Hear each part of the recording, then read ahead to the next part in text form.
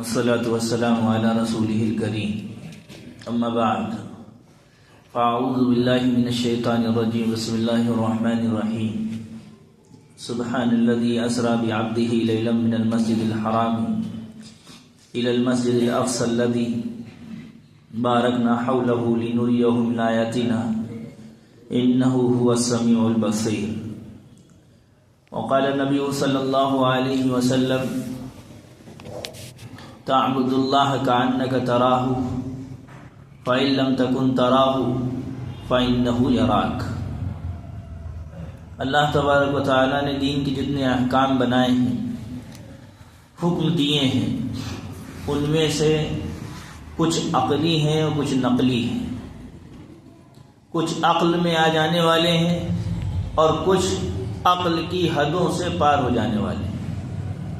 عقل کی حد میں آنے والے صدقہ دینا، زکوٰۃ دینا تاکہ دوسروں کی مدد ہو. عقل کی حد میں آ جانے والے تمام احکام ہیں، رشتہ داروں کے ساتھ اچھا سلوک کرنا، اخلاقیات نبھانا، یہ سب عقل میں آ جانے والے ہیں. اور جو احکام عقل میں نہیں آنے والے ہیں، دین کا آدھا حصہ وہ ہے، جیسے نماز پڑھنا. اب نماز پڑھنے کے جو رکوع ہے، سجدہ ہے، دنیا کے سائنٹیفک لوگ چاہے جتنی اس کی وجہ بیان کرتے پھریں کہ ہاں بھائی اس سے ایکسرسائز ہوتی ہے، صحت بنتی ہے، ہمارے لیے صحت بنانا وجہ نہیں ہے. اللہ نے ہم سے کہا ہے، رسول اللہ صلی اللہ علیہ وسلم وہ لے کر آئے ہیں، اس لیے ہم اس نماز کو ادا کریں گے. اسی طرح بہت سے عقل میں نہ آنے والے واقعات جو عقل میں نہیں آ سکتے، ان میں سے اللہ کے رسول صلی اللہ علیہ وسلم کا چاند کی طرف اشارہ کرنا اور انگلی کے ذریعے چاند کے 2 ٹکڑے ہو جانا، حضور کا بد دعا کرنا قریش کے لوگوں کے لیے، کافران مکہ کے لیے، تو ان کو بھوک کی شدت میں تمام قسم چٹیل نظر آنا اور تمام جگہوں پہ پتھر کی جگہوں پہ پانی نظر آنا، یہ سب معجزات. اور سب سے بڑا معجزہ جو عقل میں نہیں آنے والا ہے وہ معراج النبی کا معجزہ ہے. حضور اکرم صلی اللہ علیہ وسلم کی معراج کا معجزہ ہے، جس کو قرآن نے سورہ اسراء میں، جس کا دوسرا نام سورہ بنی اسرائیل ہے، اس میں قرآن نے اس واقعے کو بیان کیا. سبحان الذی اسری بعبدہ لیلا من المسجد الحرام الی المسجد الاقصی الذی بارکنا حولہ.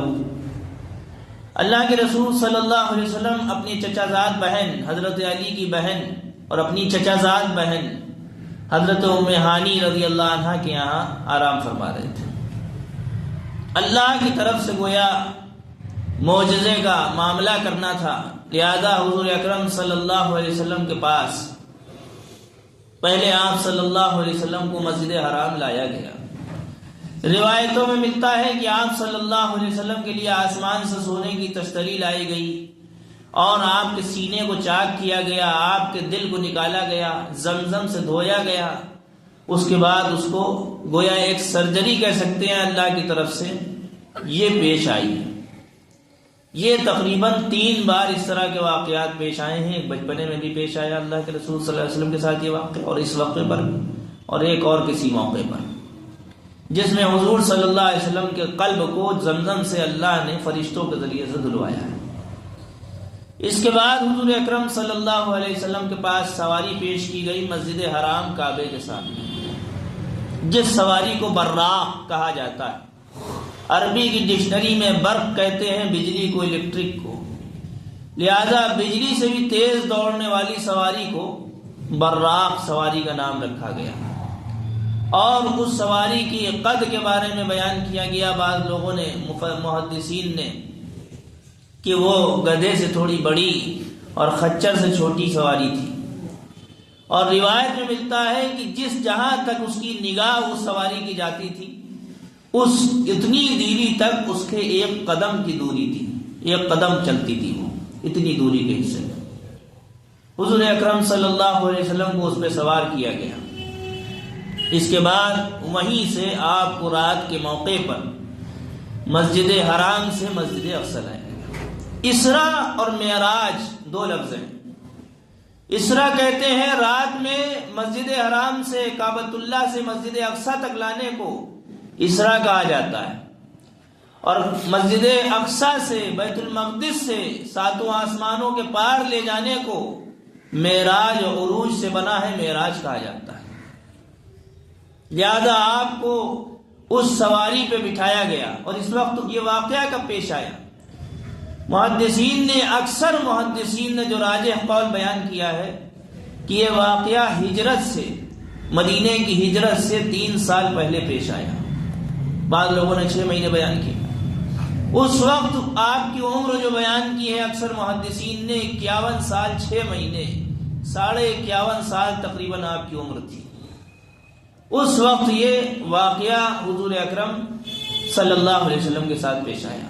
تاریخ میں راجح 3 قول بیان کیے جاتے ہیں۔ بعض لوگوں نے ربیع الثانی کو بیان کیا ہے، 27 ربیع الثانی، اور اکثر لوگوں نے 27 رجب، جو تقریباً آج 26 رجب ہے، کل کی 27 رجب ہے، اکثر لوگوں نے 27 رجب المرجب کی تاریخ بیان کی ہے، جس میں حضور صلی اللہ علیہ وسلم کی معراج ہوئی۔ اور جو لوگ تمام قسم کی باتیں ہیں تو اس میں راجح قول یہی بیان کیا۔ اس کے بعد آپ صلی اللہ علیہ وسلم کو سواری میں بٹھایا گیا۔ آپ مسجد حرام سے مسجد اقصی، بیت المقدس کا دوسرا نام مسجد اقصی ہے، اور لوگ جو خیال کرتے ہیں عموماً فوٹو وغیرہ میں کہ گولڈن کلر کا جو گنبد ہے جس کا وہ مسجد اقصی ہے، یہ دھوکہ ہے۔ یہ یہودیوں کا کھلا ہوا دھوکہ ہے کہ تم اس سے دھوکہ کھا جاؤ۔ وہ گولڈن ٹامب ہے، قبۃ الصخرہ کہلاتا ہے، اس کو کہا جاتا ہے۔ وہ مسجد اقصی نہیں ہے۔ مسجد اقصی کے جو گنبد ہیں وہ کالے کلر کے ہیں، بلیک کلر کے۔ لہذا مسجد اقصی تک حضور اکرم صلی اللہ علیہ وسلم کو لایا گیا۔ سواری سے آپ آئے، اس سواری کو حضور صلی اللہ علیہ وسلم نے مسجد اقصی کے باہر ایک پتھر، بڑی چٹان، اس سے آپ نے اس کو باندھ دیا۔ باندھنے کے بعد آپ صلی اللہ علیہ وسلم مسجد اقصی میں داخل ہوئے۔ مسجد اقصی میں داخل ہونے کے بعد اللہ کی جانب سے جو بھی کیفیت رہی ہو، آج کل لفٹ کا زمانہ ہے اور آج کل ایروپلین کا زمانہ ہے، یہ تو اللہ کا معجزہ تھا۔ بغیر ایروپلین کے اللہ نے ایک ہی رات میں چند لمحوں میں اللہ نے مسجد حرام سے مسجد اقصی تک پہنچا دیا، جبکہ کئی 100 کلومیٹر کی دوری ہے، بلکہ ہو سکتا ہے ہزاروں ہو۔ لہذا لفٹ کی طرح اللہ کی طرف سے ایک سیڑھی مسجد اقصی کی چھت سے آئی۔ حضور اکرم صلی اللہ علیہ وسلم ان سیڑھیوں سے جو بھی کیفیت اس سیڑھی کی ہو، اس سے آپ صلی اللہ علیہ وسلم اوپر چڑھے۔ اب آسمانوں کی سیر حضرت جبرائیل کے ساتھ کرائی جا رہی ہے۔ اوپر چڑھنے کے بعد سب سے پہلے آسمان پہ حضرت آدم علیہ السلام سے ملاقات ہوئی۔ کھٹکھٹایا، کہا کون ہے؟ کہا تم آپ کے بیٹے، نیک بیٹے ہیں، محمد ہیں۔ دیکھا اللہ کے رسول صلی اللہ علیہ وسلم، کہا نعم الابن الصالح، کہ میرا جو نیک بیٹا ہے کتنا ہی عمدہ ہے، کتنا ہی بہتر ہے۔ تعریف کی اپنے بیٹے حضرت محمد صلی اللہ علیہ وسلم کی، کیونکہ پوری دنیا کی نسل وہ حضرت آدم علیہ السلام کی اولاد ہے، آپ صلی اللہ علیہ وسلم کی اولاد ہے۔ وہ بات الگ ہے، آپ سید الانبیاء ہیں، نبیوں کے سردار ہیں، اب آدم علیہ السلام سے بھی افضل ہے۔ اپنے باپ سے بھی آدمی افضل ہو سکتا ہے؟ کیسے ہو سکتا ہے؟ ایک والد ہے، والد پڑھا لکھا مان لیجیے نہیں ہے، لیکن بیٹا خوب محنت کرے، پڑھائی کرے، اسٹرگل کرے، کوشش کرے، تو وہ دنیاوی لائن میں بھی جب دیکھا جا سکتا ہے کہ وہ اپنے والد سے، مرتبے میں الگ بات ہے، نہ الگ ہو، لیکن دوسری چیزوں میں وہ بڑھ سکتا ہے۔ یہ دنیاوی مثال ہے۔ اخروی لحاظ سے حضور اکرم صلی اللہ علیہ وسلم کی پیدائش، نام اس وقت عرش معلیٰ پہ لکھا جا چکا تھا جب حضرت آدم علیہ السلام کی مٹی کو تیار کیا جا رہا تھا بنانے کے لیے۔ لہذا حضرت آدم علیہ السلام سے ملاقات ہوئی پہلے آسمان پہ، اس کے بعد دوسرے آسمان پہ پہنچے۔ روایتوں میں ملتا ہے کہ دوسرے آسمان پہ حضرت عیسیٰ اور حضرت یحییٰ۔ حضرت یحییٰ علیہ السلام کون ہیں؟ حضرت مریم علیہ السلام کے جو خالو ہیں زکریا، ان کے بیٹے یحییٰ ہیں، خالہ زاد بھائی ہیں۔ تو ایک طرح سے یحییٰ حضرت عیسیٰ علیہ السلام کے ماموں ہوئے، لہذا دوسرے آسمان پہ حضرت عیسیٰ اور یحییٰ علیہم السلام سے ملاقات ہوئی، تیسرے آسمان پہ پھر ملاقات ہوئی حضرت یوسف علیہ السلام سے، چوتھے پہ حضرت ادریس علیہ السلام سے، پانچویں پہ حضرت ہارون علیہ السلام، چھٹے پہ حضرت موسیٰ علیہ السلام، اور پھر ساتویں پہ حضرت خلیل اللہ ابراہیم علیہ السلام سے ملاقات ہوئی۔ اس کے بعد اللہ تعالیٰ نے اور آگے بلایا حضور اکرم صلی اللہ علیہ وسلم، اور یہ معراج بدنی بھی تھی، صرف خواب نہیں تھا، بدن کے ساتھ تھا، کیونکہ قرآن میں جو لفظ استعمال فرمائے ہیں اسریٰ بعبدہ، اپنے بندے کو لیلا من المسجد الحرام، مسجد حرام سے مسجد اقصیٰ تک وہ ذات لے گئی، وہ اللہ لے گیا۔ لہذا بندہ خواب میں صرف بندہ نہیں ہو سکتا، جسمانی اعتبار سے بھی۔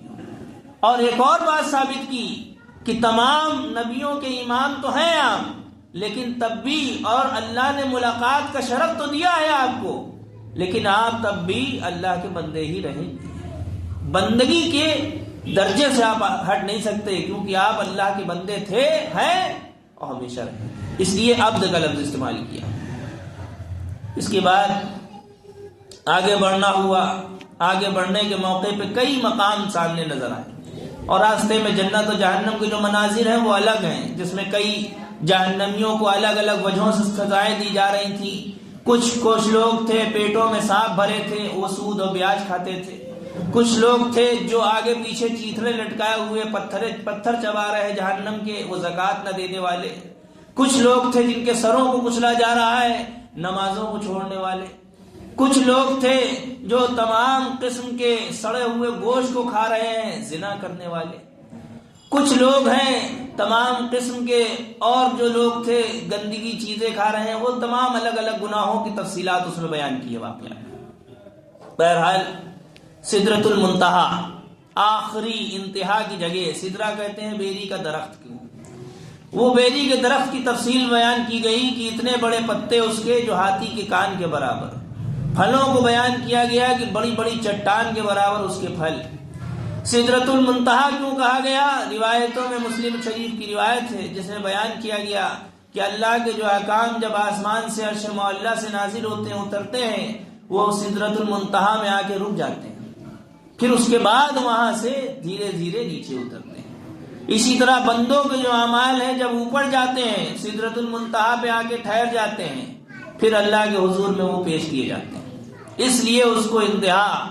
اور بعض روایت بیان کی گئی کہ 4 نہریں بہ رہی ہیں اس سے، 2 نہریں باطنی ہیں، 2 ظاہری ہیں۔ باطنی جنتی نہریں ہیں، ظاہری دریائے فرات کا نیل، دریائے فرات اور دریائے نیل جو مصر میں، دریائے فرات جو عراق میں ہے، یہ 2 نہریں جنت تک ان کا کنیکشن ہے، عرش یعنی سدرۃ المنتہا تک ان کا کنیکشن ہے۔ اس کے بعد اسی علاقے میں، اسی جگہ پہ حضرت جبرائیل علیہ السلام کو اصلی حیت، اصلی صورت میں دیکھا، 600 ہاتھ 600 بازوؤں کے ساتھ اصلی صورت میں۔ اسی مقام پہ دیکھا کہ سونے کے پروانے، سونے کے پتنگے سدرۃ المنتہا پہ برس رہے ہیں، نیچے گر رہے ہیں۔ اسی مقام پہ دیکھا بیت المعمور، جس کی قسم قرآن میں اللہ نے کھائی، والبیت المعمور، قسم ہے بیت معمور کی۔ یہ وہ گھر ہے جس میں ہر روز 70,000 فرشتے داخل ہوتے ہیں، اور قیامت تک ان فرشتوں کی دوبارہ باری نہیں آئے گی۔ اس سے معلوم ہوا تعداد لامحدود ہے، گنی نہیں جا سکتی۔ وہ بیت معمور، اسی سے ٹیک لگائے ہوئے حضرت ابراہیم علیہ السلام بیٹھے ہیں۔ اسی مقام پہ دیکھا ایک سبز پالکی جسے رفرف کہا جاتا ہے، وہ جس نے آسمان کو گھیر رکھا ہے، وہ بھی وہیں پر ہے۔ اس کے بعد حضور اکرم صلی اللہ علیہ وسلم کو اور بلایا گیا آگے۔ فرشتوں کی حد ختم، تمام نبیوں کی حد ختم، لیکن حضرت محمد صلی اللہ علیہ وسلم کی حد ابھی نہیں ختم، کیونکہ اللہ نے بلایا ہے ملاقات کے لیے۔ لہذا حضور اکرم صلی اللہ علیہ وسلم کی اللہ سے ملاقات ہوئی۔ ملاقات کے موقع پر چند کلمات اللہ نے تعریف کے سجھائے، جس کو ہم التحیات کہتے ہیں۔ جس کو حضور اکرم صلی اللہ علیہ وسلم نے وہاں پڑھا ہے، شفاء الارواح نام کی عمدۃ الفقہ کی نام کی کتاب ہے، اس کے حوالے سے بیان کیا گیا کہ یہ پڑھا التحیات للہ والصلوات والطیبات، تمام زبانی عبادتیں، بدنی عبادتیں، مالی عبادتیں، یہ سب اللہ کے لیے، والصلوات والطیبات۔ اب جب یہ کلمات حضور اکرم صلی اللہ علیہ وسلم کی زبان سے نکلے، اللہ کی طرف سے اعلان ہوا، السلام علیکہ ایھا النبی ورحمۃ اللہ وبرکاتہ، تم پر سلامتی ہو اے نبی، اللہ کی رحمت ہو، اس کی برکتیں۔ اب دیدار بھی ہو رہا ہے اللہ کے رسول صلی اللہ علیہ وسلم کو اللہ کا۔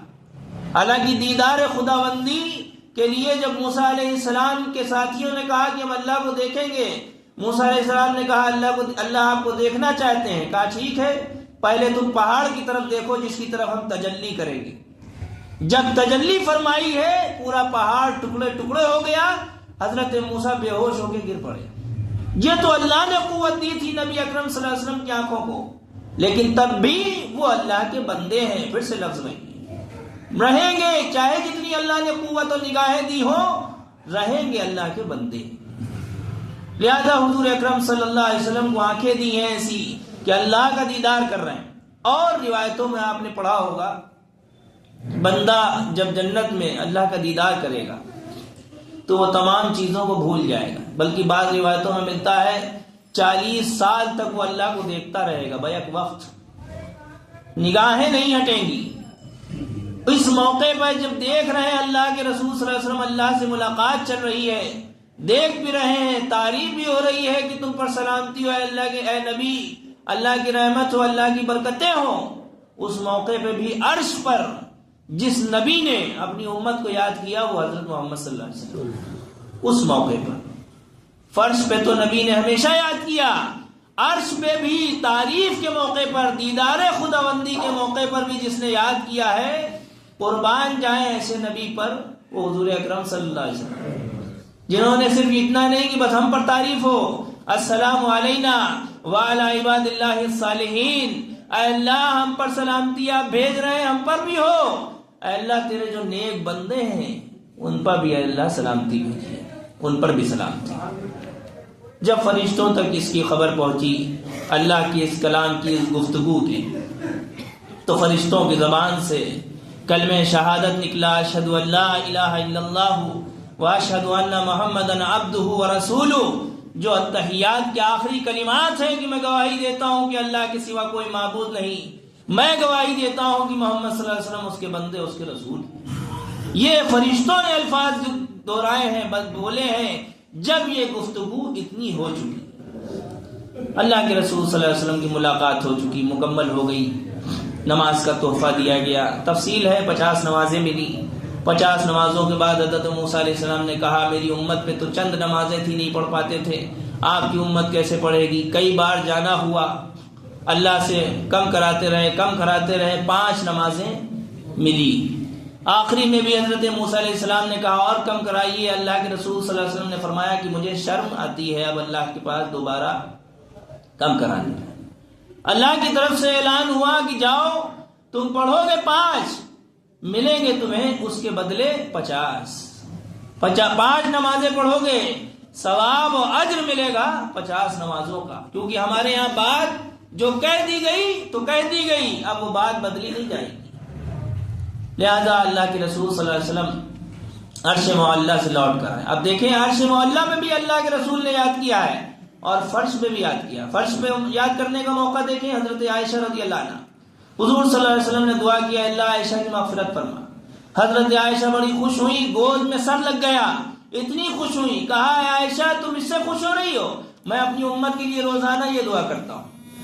لہذا جو امت کا، جو اللہ کے رسول صلی اللہ علیہ وسلم کی محبت دیکھیں، فرش سے لے کے زمین، فرش سے لے کر امت کے فرد کو، افراد کو حضور اکرم صلی اللہ علیہ وسلم نے عرش پر یاد رکھا۔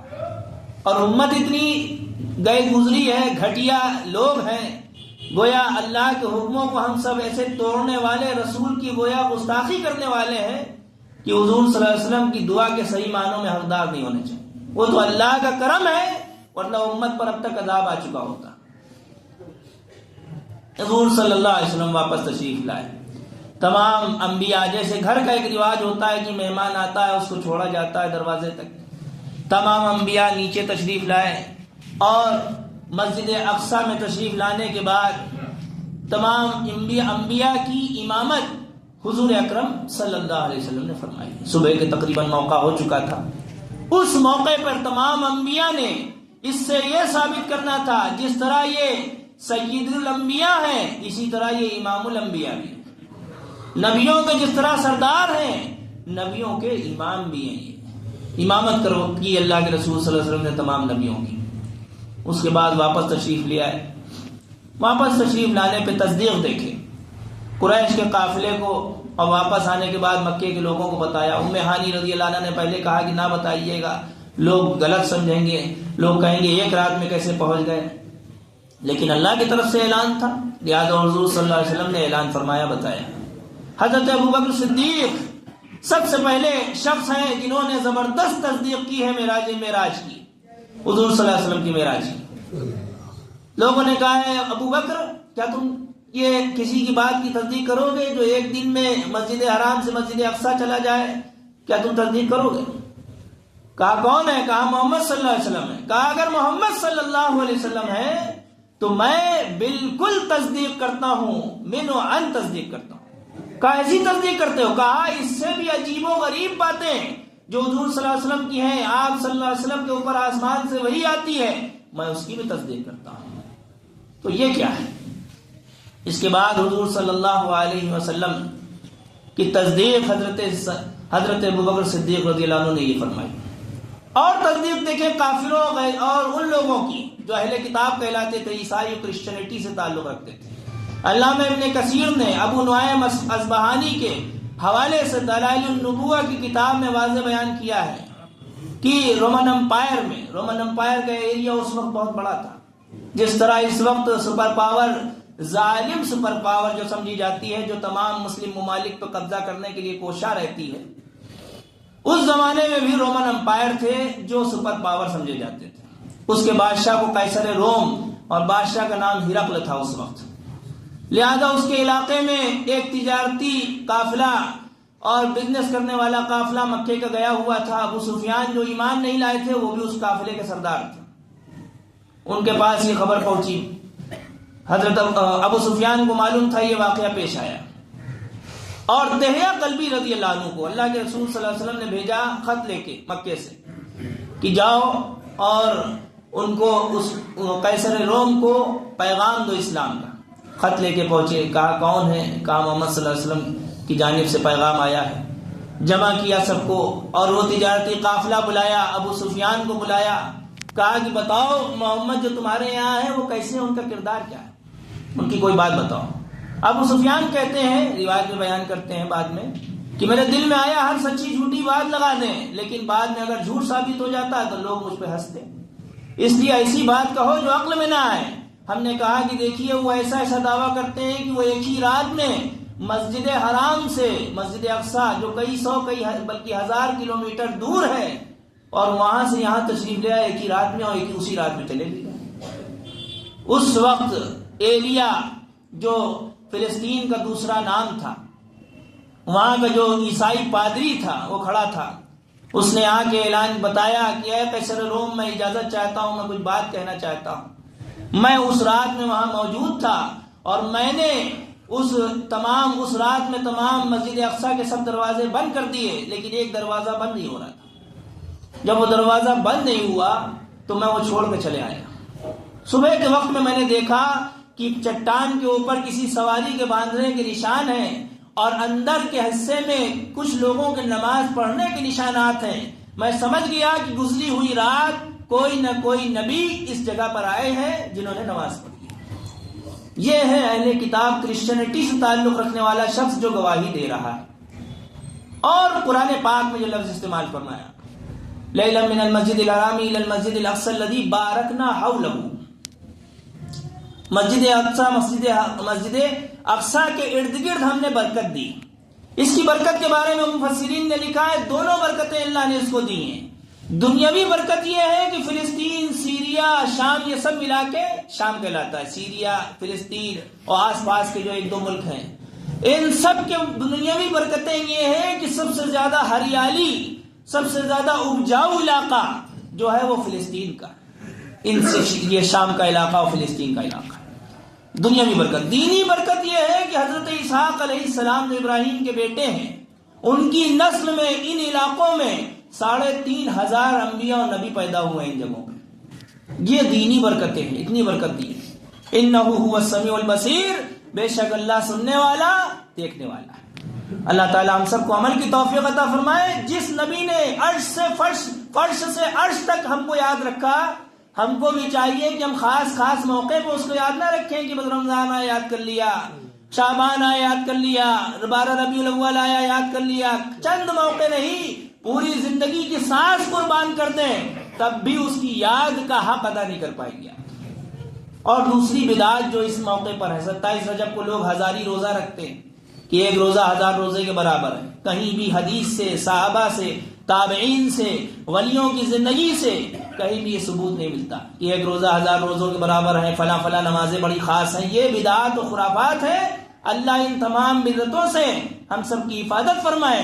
اور رسول اکرم صلی اللہ علیہ وسلم نے جو انعامات وہاں سے لے کر آئے، 3 انعام لے کر آئے، یہ بھی بیان کرنا مقصود ہے۔ پہلا انعام 5 نمازیں، دوسرا انعام سورہ بقرہ کا آخری آیتیں آمن الرسول سے آخری تک، تیسرا انعام جو معراج کے موقع پہ ملا ہے وہ یہ کہ جو بندے گناہ کر رہے ہیں اگر وہ سچی توبہ کریں گے ان کی توبہ قبول کی جائے گی، سوائے شرک کرنے والے لوگوں اور کفر کرنے والوں لوگوں کی۔ اللہ تعالی ہم سب کو عمل کرنے کی توفیق عطا فرمائے۔ وآخر دعوانا